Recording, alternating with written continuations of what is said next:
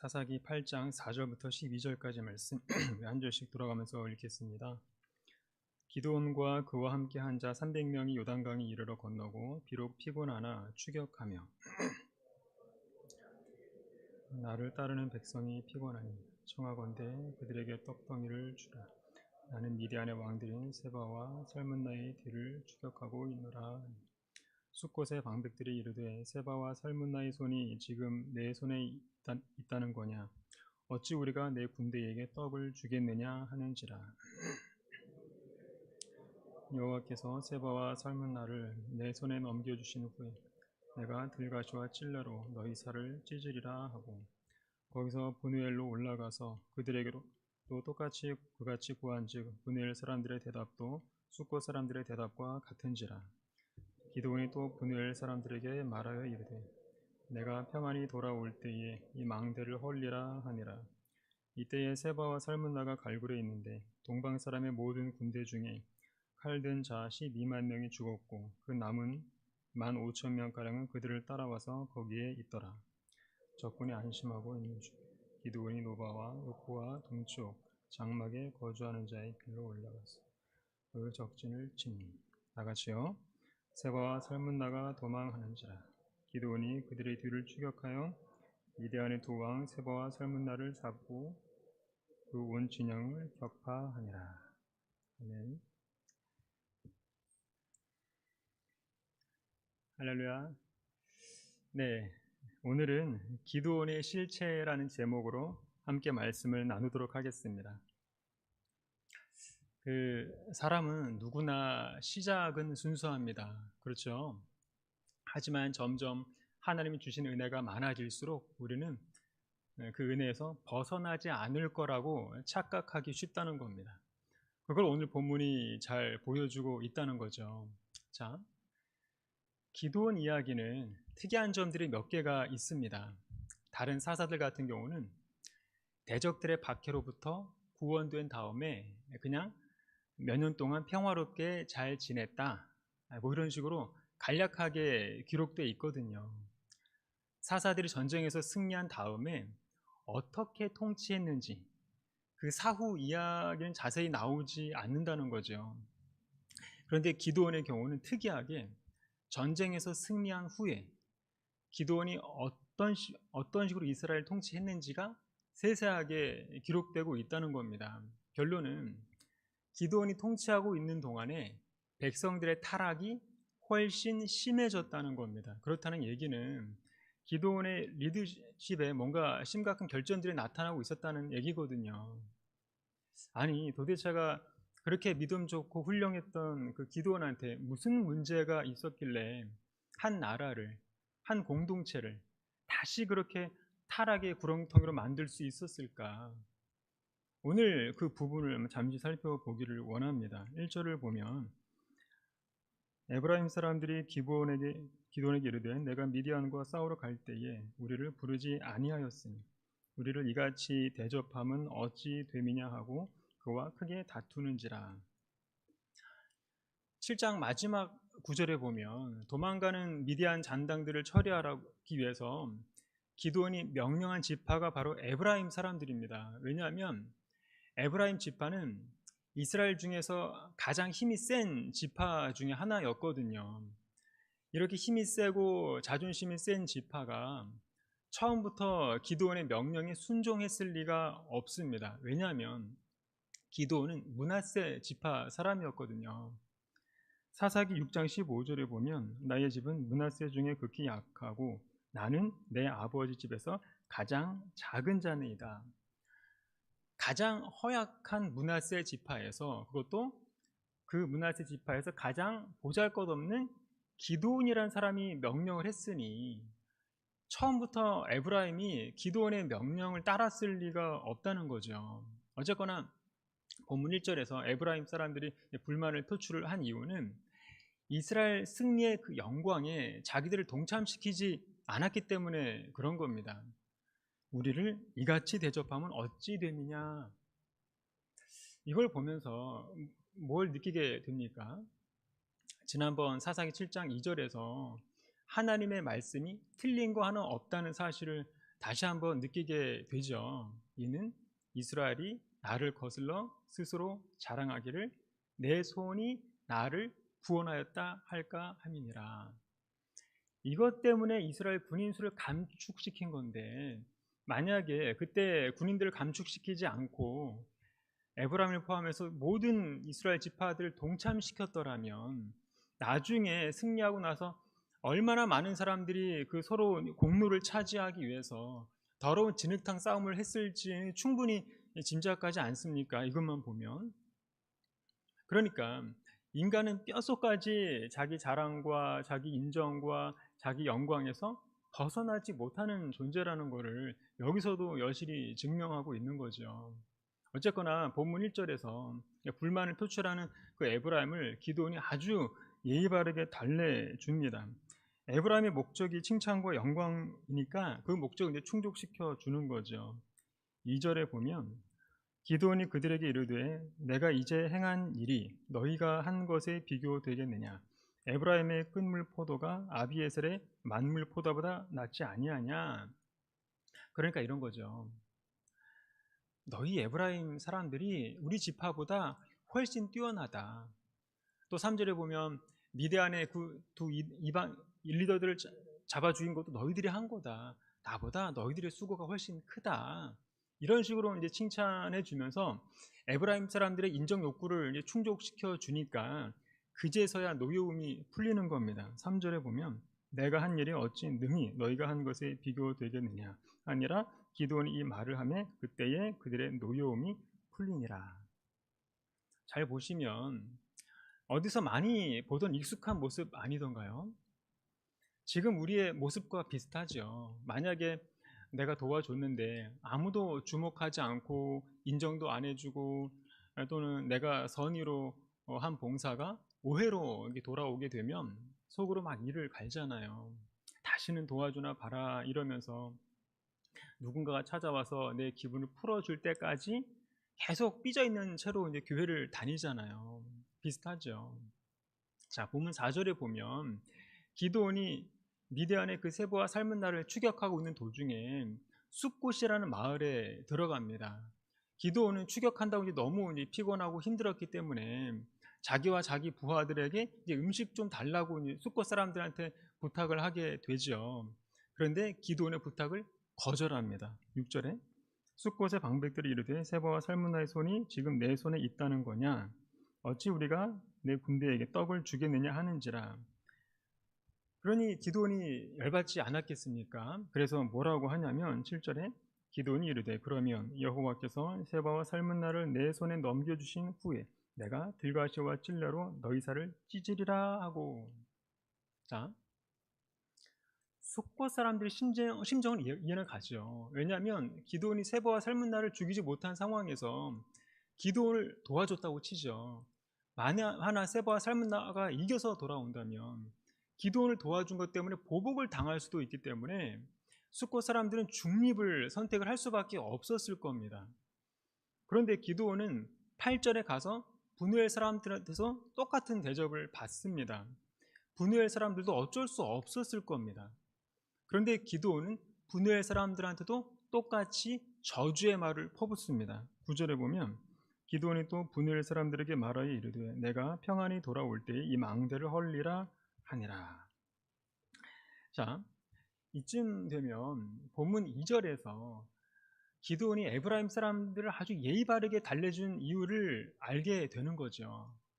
에브라임 사람들한테 대한 것과는 아주 다르죠. 지금 숫곳과 분우엘 사람들한테는 너희 살을 찢어버리겠다, 이 망대를 헐어버리겠다라고 말하고 막 시비를 거는 에브라임한테는 너희들은 나와 비교도 안 될 정도로 대단하다, 이렇게 온갖 아양을 떨듯이 말합니다. 기드온은 왜 이런 이중적인 태도를 보였을까요? 아까도 말씀드렸듯이 에브라임은 강한 지파거든요. 만약에 에브라임 지파가 숫곳 사람들처럼 약했다면 기드온이 그렇게 예의 바르게 말하지 않았을 겁니다.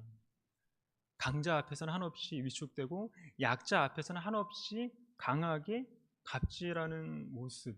기드온은 바로 이런 리더였던 겁니다. 쉽게 말해서 기드온은 아주 빨리 초심을 잃어버린 거예요. 하나님께서 기적적인 승리를 주셨기 때문에 이스라엘 모든 사람들은 알아야만 했지요. 이 승리와 부흥은 기드온 때문이 아니라 하나님이 주신 거라는 걸 알아야만 했습니다.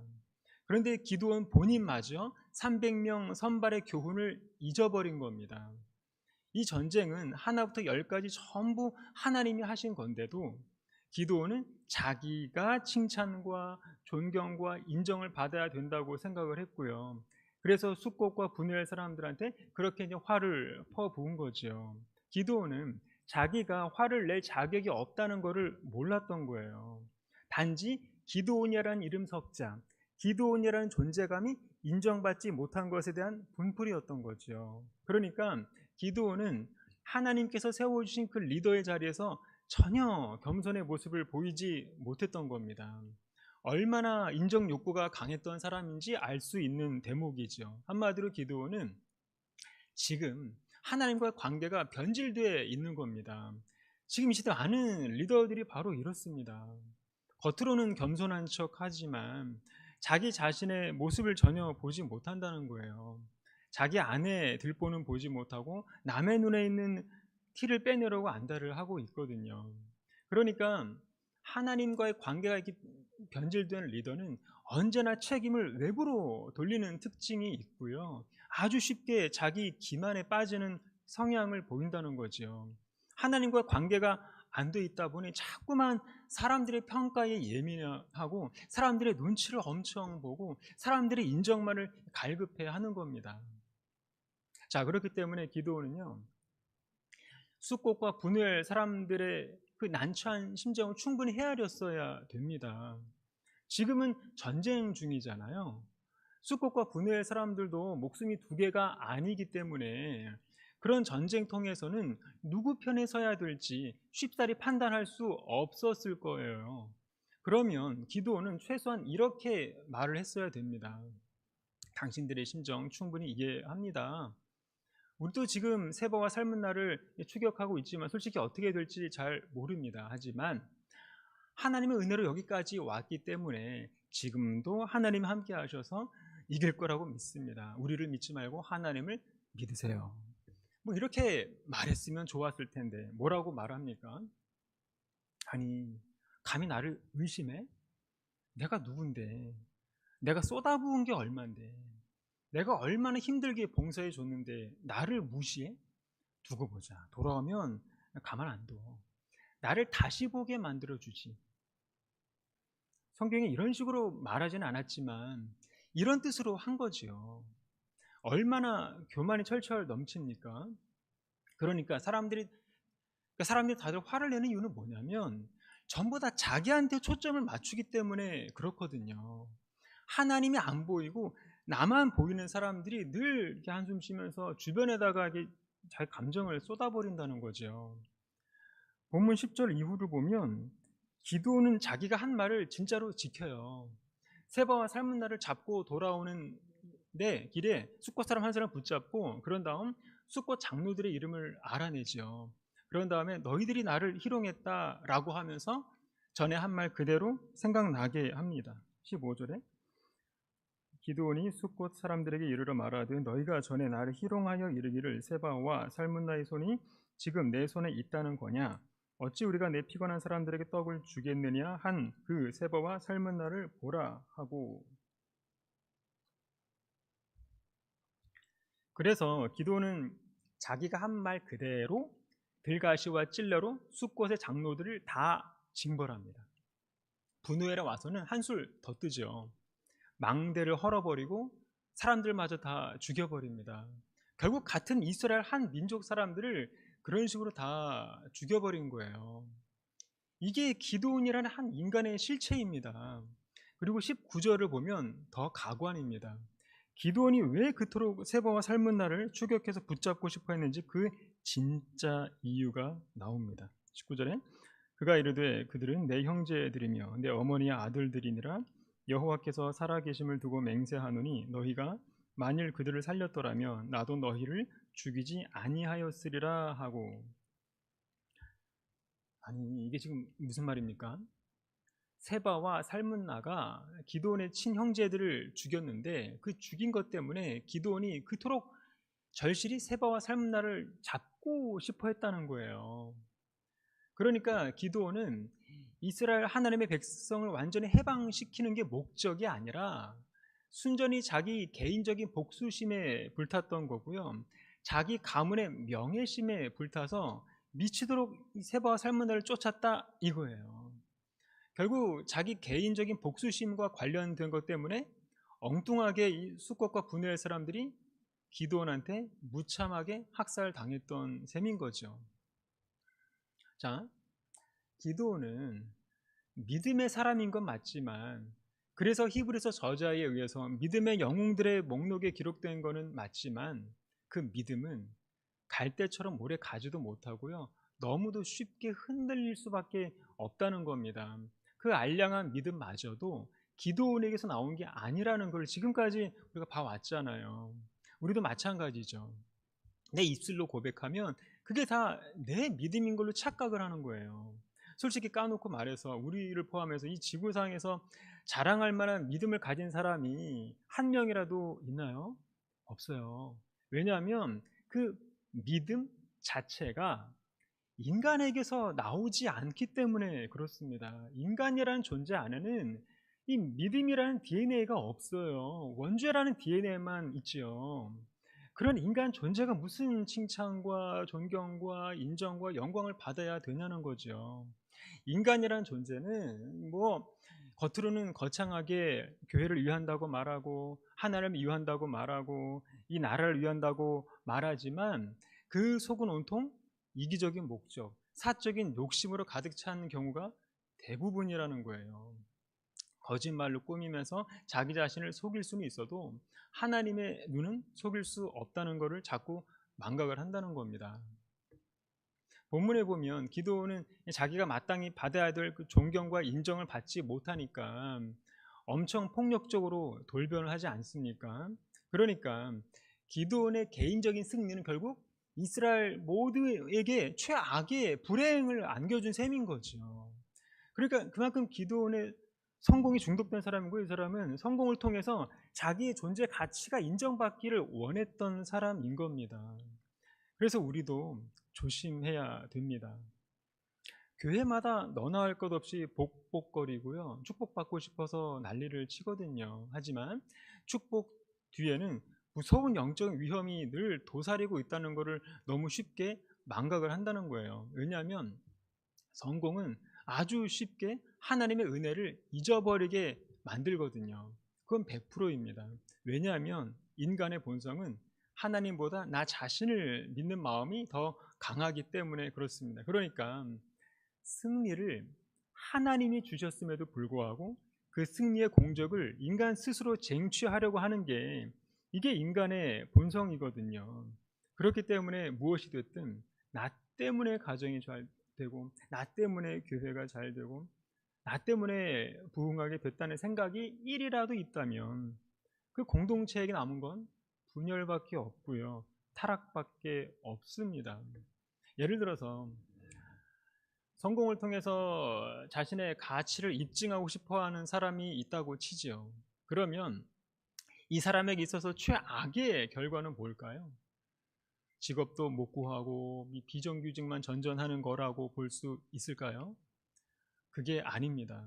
이 사람에게 있어서 최악의 결과는 뭐냐면, 원하는 직업을 얻어서 직업적인 성공을 하고 원하는 위치에 올라가서 사람들이 자기를 다시 보게 만드는 게 최악의 결과라는 겁니다. 왜냐하면 사람은 실패했을 때보다 성공했을 때 더 성공의 노예가 되고요, 돈이 없는 사람보다는 있는 사람들이 더 돈의 노예로 살고요, 남들보다 더 우월하다는 우월의식을 가지고 살아가게 마련입니다. 사사기 7장 15절에 보면 기드온이 그 꿈과 해몽하는 말을 듣고 경배하며 이스라엘 진영으로 돌아와 이르되 일어나라, 여호와께서 미디안과 그 모든 진영을 너희 손에 넘겨주셨느니라 하고. 자, 이때까지의 기드온은 자기의 약점을 정확하게 인지했고요, 그래서 승리는 내가 아니라 하나님의 은혜만이 가능한 것이고, 그래서 기드온은 오직 하나님만을 경배하고 하나님만을 높였던 겁니다. 비록 포도주 틀에 숨어서 살았지만 얼마나 멋있는 믿음입니까? 그런데 이런 멋있는 모습은 이게 처음이자 마지막이었던 거예요. 그 이후의 모습은 온통 자신의 성공만을 추구하고 명예의 목숨을 걸고 사람들의 칭찬과 인정만을 이렇게 갈급하는 그런 치졸한 인생으로 돌변해 버린 겁니다. 한마디로 기드온은 나를 나되게 만든 분이 누군지 아주 빨리 잊어버린 거죠. 우리도 똑같습니다. 우리의 실적이, 우리의 선행이, 우리의 성공이, 우리의 모든 것이 전부 다 하나님의 은혜라는 것을 잊어버리면, 그렇게 오랜 시간 겸손의 시간을 보냈다고 할지라도 변질되는 건 순식간입니다. 그래서 우리가 실패할 때는 하나님의 은혜를 많이 기억해야 됩니다. 그리고 우리가 성공할 때는 하나님의 은혜를 더 많이 기억을 해야 됩니다. 자, 그리고 본문 22절에 보면 이스라엘 사람들이 모여와서 기드온한테 우리의 왕이 되어달라고 부탁하는 장면이 나옵니다. 22절 다 같이요. 시작. 그때에 이스라엘 사람들이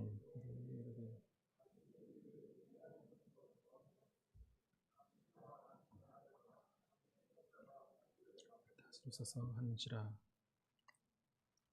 자, 창조주 하나님에게 있어서 승리는 의미가 없다고 말씀을 드렸죠. 그래서 하나님의 관심은 승리가 아니라 승리 이후에 나타나는 영광과 찬양에 있는 겁니다. 본문을 보면 역시나 성경의 예언이 전혀 빗나가지 않는구나를 느끼죠. 미디안과의 전쟁에서 이기게 하신 분이 누구인지 기드온이 잊어버린 것처럼 이스라엘 모든 백성들도 다 잊어버린 겁니다. 모든 이스라엘 백성들이 승리하자마자 바로 하나님을 잊어버리고 하루도 안 돼서 누굴 찾아가죠? 기드온한테 몰려가서 뭐라고 하죠? 당신이 우리를 미디안의 손에서 구원하셨으니, 그리고 또 뭐라고 하죠? 당신과 당신의 아들과 당신의 손자가 우리를 다스리소서. 와, 정말 기가 잘 노리시지 않습니까? 하나님께서 이 꼴을 보시려고 이런 인간들을 구원하셨나 회의가 들게 하는 구절이죠. 승리 후에 이스라엘 백성들은 단 한마디도 하나님을 찬양하지 않았고 단 한 번도 하나님을 예배하지 않았습니다. 또다시 인간 우상을 찬양하면서 섬기기 시작을 하는 겁니다. 이 정도면 인간 존재가 무슨 의미가 있을까 싶은 거죠. 옛날에 홍수로 모든 인류를 쓸어버릴 수밖에 없으셨던 하나님의 마음이 전혀 무리가 아니었구나라는 것을 알 수 있는 거예요. 자, 그런데 백성들의 요청에 대해서 기드온이 바로 예스라고 답하지 않습니다. 23절에 기드온이 그들에게 이르되 내가 너희를 다스리지 아니하겠고 나의 아들도 너희를 다스리지 아니할 것이요 여호와께서 너희를 다스리시리라 하니라. 이게 바로 기드온의 아이러니라는 겁니다. 기드온은 처음에 스스로 사사로 부름받은 순간부터 늘 믿음으로 반응을 했고요. 믿음의 고백을 곧잘 했습니다. 그런데 보면 늘 말과 행동을 이게 좀 어긋나게 한다는 거예요. 23절에서 기드온은요, 말로는 왕 되기를 거절합니다. 왜냐하면 이스라엘의 영원한 왕은 하나님이라고 고백을 하거든요. 그런데 기드온의 이 대답이 얼마나 이율배반적인 말인지는 바로 다음 구절에 나옵니다. 26절에 기드온이 요청하는 금 귀고리의 무게가 금 1700세겔이요 그 외에 또 초승달 장식들과 폐물과 미디안 왕들이 입었던 자색 의복과 또 그 외에 그들의 낙타 목에 둘렀던 사슬이 있었더라. 그리고 27절에 기드온이 그 금으로 에봇 하나를 만들어 자기의 성읍 오브라에 두었더니 온 이스라엘이 그것을 음란하게 위함으로 그것이 기드온과 그의 집의 올무가 되니라. 무슨 말입니까? 자기는 왕이 되지 않겠다고 해놓고 바로 왕의 대접을 요구하는 거예요. 이게 도대체가 인간이 어디까지 썩어질 수가 있을까? 기드온을 보면서 도대체 인간 존재의 부패와 타락의 끝이 어디일까 궁금해지는 거죠. 본문에서 이스라엘 모든 지파, 모든 백성들로부터 금을 취하는 바람에 기드온은 순식간에 한 나라에서 가장 큰 부자가 됩니다. 그리고 에봇은 기드온이 함부로 만들어서는 안 되는 거예요. 에봇은 대제사장이 성막에서만 입는 옷이죠. 에봇은 앞부분에 심판의 돌이라고 불리우는 그 우림과 둠밈이 박혀 있어서 그 우림과 둠밈을 가지고 하나님의 응답을 알 수 있고요. 그래서 이스라엘 백성들은 그 위기 때마다 하나님의 뜻을 분별했던 겁니다. 그걸로. 그래서 에봇은 성막이 있는 실로에 둬야 되는 게 그 당시에 율법이었던 거예요. 그런데 그 에봇을 사적으로 만들고 실로가 아니라 자기 성읍에 두었다는 것은 하나님의 질서가 아니라 자기 중심적인 방식으로 편의적으로 종교 생활을 하겠다는 거예요. 물론 의도는 나쁘지 않았죠. 그냥 복잡하지 않게 편의적으로, 실용적으로 좀 더 접근성이 수월하도록 하나님을 예배하겠다는 의도였기 때문에 뭐 상관없지 않냐 이렇게 생각할 수도 있을 겁니다. 하지만 편의가 깊이를 대신하게 되면 그게 바로 우상이 될 수 있다는 것을 보여주고 있는 거죠. 그래서 뭐라고 나옵니까? 온 이스라엘이 그것을 음란하게 위했다. 그러니까 기드온의 원래 의도는 편의적으로 하나님을 더 잘 섬기기 위한 목적이었는지는 몰라도 그 내적 동기는 자기 의를 드러내기 위한 것이었기 때문에 그 결과는 온 백성의 타락으로 결말이 나게 됐던 거죠. 우리도 마찬가지입니다. 우리도 때로는 하나님을 향한 그 신앙의 열심이 나의 무지와 자기 중심성 때문에 신앙의 변질로 나타날 수 있다는 것을 알아야 됩니다. 하나님을 위해서라는 그럴듯한 명목을 만들지만 그 실제 동기는 자기 이름을 높이거나 자기 사역을 과시하려는 경우가 얼마나 많은지 모릅니다. 나중에 여로보암이 금송아지를 만든 것도 같은 원리죠. 여로보암의 원래 의도는 좋았죠. 하나님을 지금보다 조금 더 편의적으로 조금 더 잘 예배 드리기 위해서 만든 예배의 제단이었던 겁니다. 금송아지가. 그런데 결국 그런 인간 중심의 그런 편의적, 효율적인 예배의 그런 제단이 북이스라엘을 멸망하게 만든 원인이 된 거죠. 기드온의 에봇도 그런 겁니다. 그러니까 우리가 혼동하지 말아야 되는 게 뭐냐면 편의주의적인 예배는 없고요. 예배 서비스도 없습니다. 그런 사고방식은 전부 인간이 만들어낸 인간 중심적인 사고방식에서 나온 신앙관이라는 거죠. 항상 보면 그런 사람 중심적인 가치관 때문에 신앙의 변질이 일어난다는 사실을 이렇게 너무 쉽게 간과하고 있다는 거예요. 그래서 우리는 항상 인간의 질서가 아니라 하나님의 질서를 늘 염두에 두면서 예배를 드려야 사람 중심의 그런 왜곡된 함정에 빠지지가 않는 겁니다. 자, 사사는 원래 엇나가는 이스라엘을 이렇게 돌이켜서 하나님을 신실하게 섬기게 만드는 직분이라고 말씀을 드렸죠. 그런데 기드온은 사사로서는 완전 실패한 사람이라고 볼 수 있습니다. 그런데 28절의 평가는 어떻습니까? 기드온이 사는 40년 동안 그 땅이 평온하였더라. 그러면 이 평화는 뭘 말하는 걸까요? 단지 전쟁만 없는 외적인 평안, 하나님이 없는 평화입니다. 하나님이 없어도 이런 평화가 충분히 가능하다는 것을 보여주고 있는 거죠. 쉽게 말해서 잠잠한 상태이고요. 하나님의 진노가 잠시 유보된 상태를 의미하는 겁니다. 그래서 이 평화는 회개의 결과로 주어진 샬롬이 아니라 인간의 영향력으로 유지되고 있는 억제된 평안을 말하는 거예요.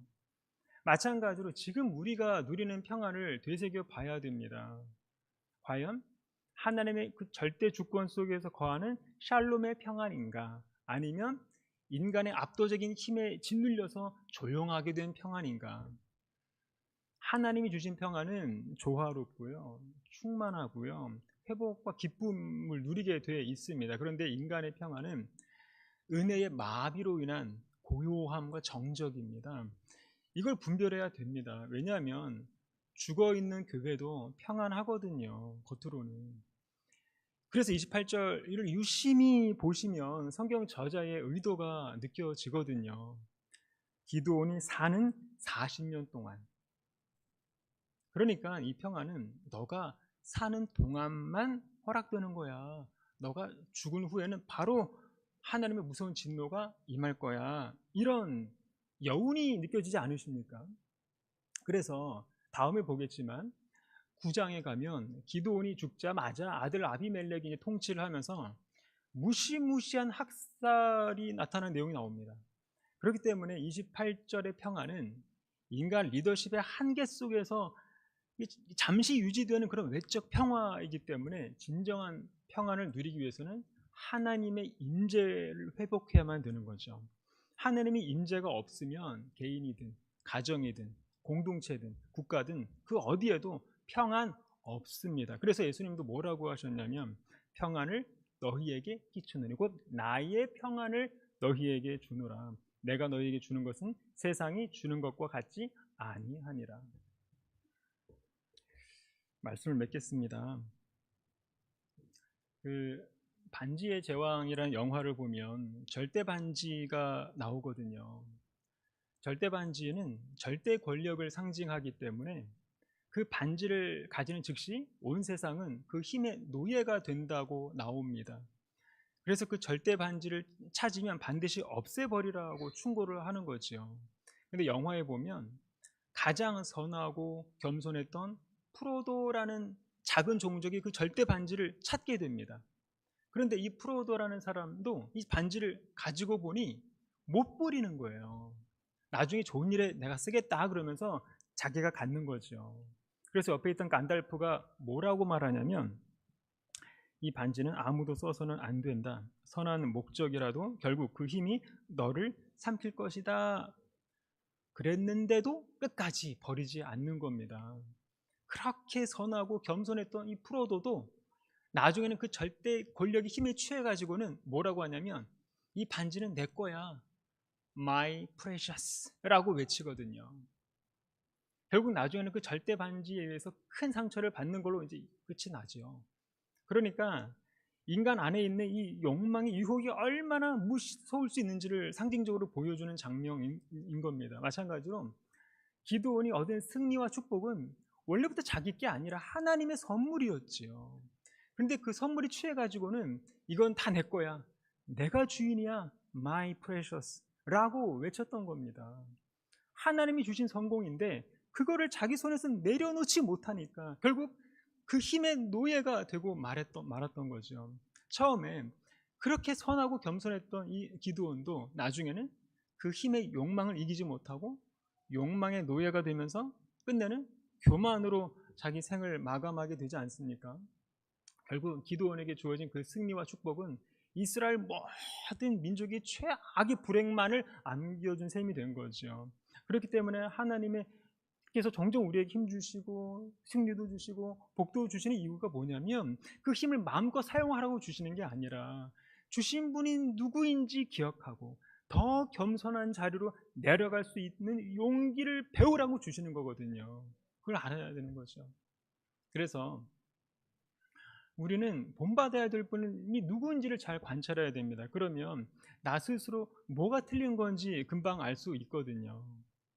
모든 사사들의 원형이신 분, 그분께서 자신의 지위와 위치를 어떻게 사용하셨는지를 잘 관찰하면 우리한테 도움이 되거든요. 그분과 기드온이 어떻게 달랐을까? 기드온과 달리 그분은 원래가 진정한 왕이셨죠.